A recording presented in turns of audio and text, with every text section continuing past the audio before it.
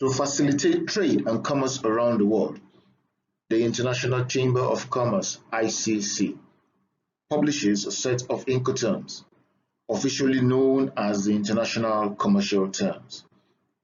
They are periodically revised and updated as events in international trade unfold, with the current revision known as Incoterms 2020.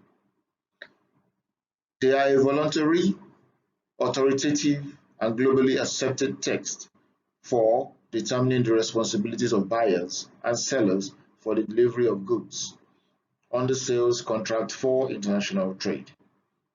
Incoterms prevent confusion in foreign trade contracts by clarifying the obligations of buyers and sellers. Some Incoterms may apply to any means of transportation, others apply strictly to transportation across water.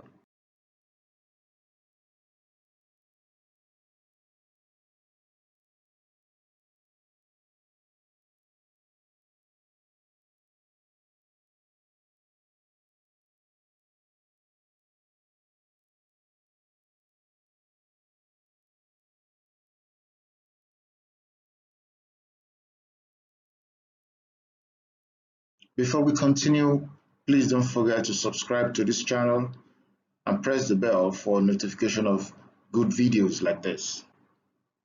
Now we continue. Incoterms for any mode of transport. 1.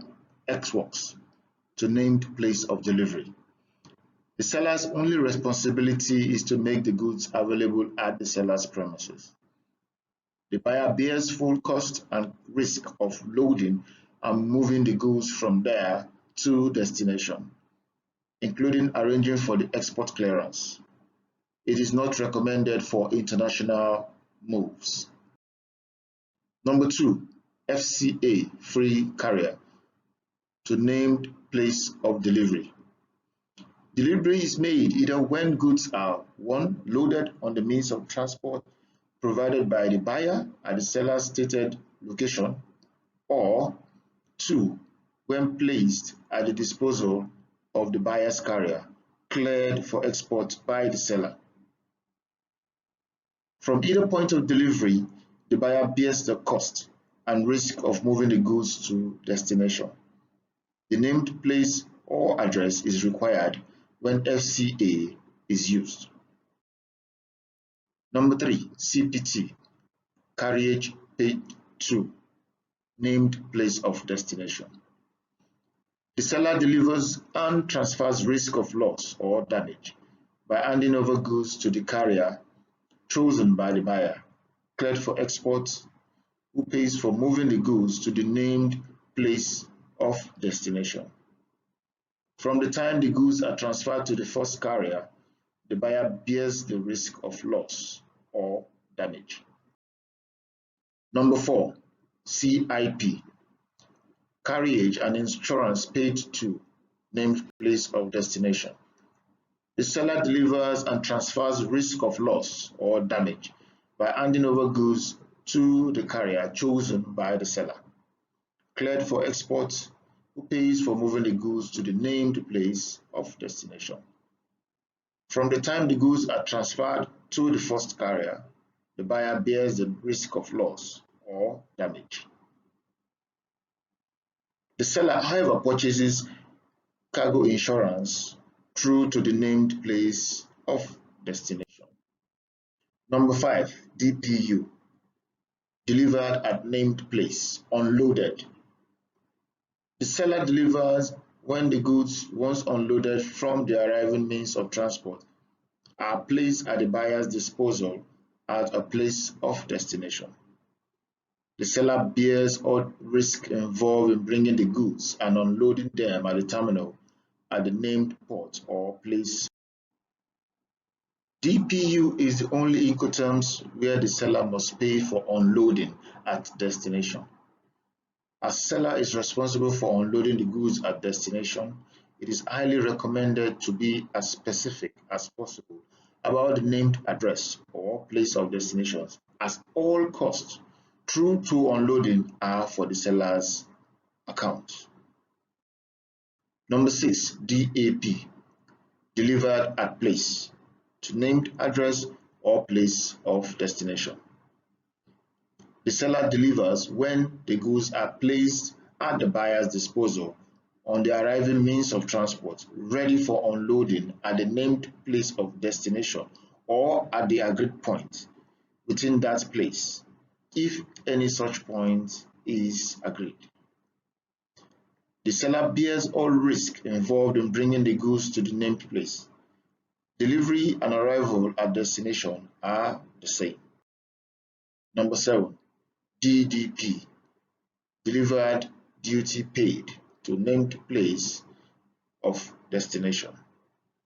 The seller delivers the goods to the buyer when the goods are placed at the disposal of the buyer, cleared for import on the arriving means of transport, ready for unloading at the named place of destination. The seller bears all costs and risk of moving the goods to destination, including the payment of customs duties and taxes. There are limitations to DDP, however, as customs formalities in the importing country may not readily allow the seller to be the legal importer of record. DAP or DPU are suggested Incoterms in such cases.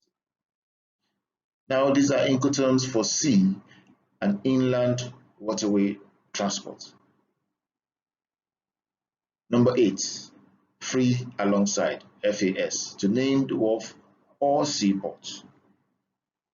The seller delivers the goods to the buyer when the goods are cleared for export, then placed alongside the ship nominated by the buyer at the named port of shipment.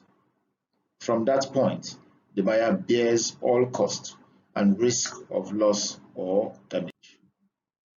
Number 9, FOB, free on board, to named wharf or seaport of shipment. The seller delivers the goods to the buyer on board the vessel nominated by the buyer, cleared for export at the named wharf or seaport of shipment.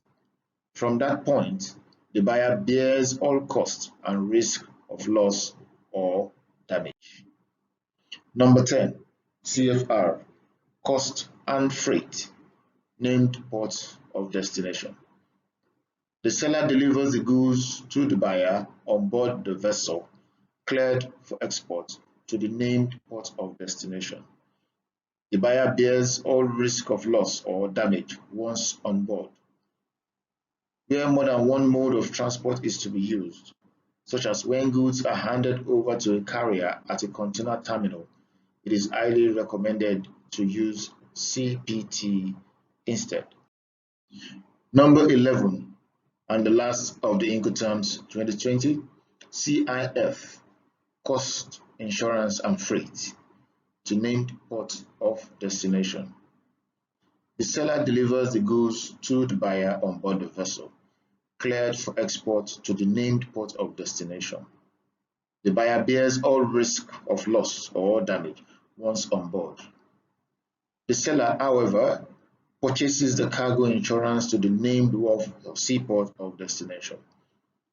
Where more than one mode of transport is to be used, such as when goods are handed over to the carrier at a container terminal, it is highly recommended to use CPT instead. Thank you for watching this video. Please, once again, don't forget to subscribe, and your comments are highly welcome. Thank you.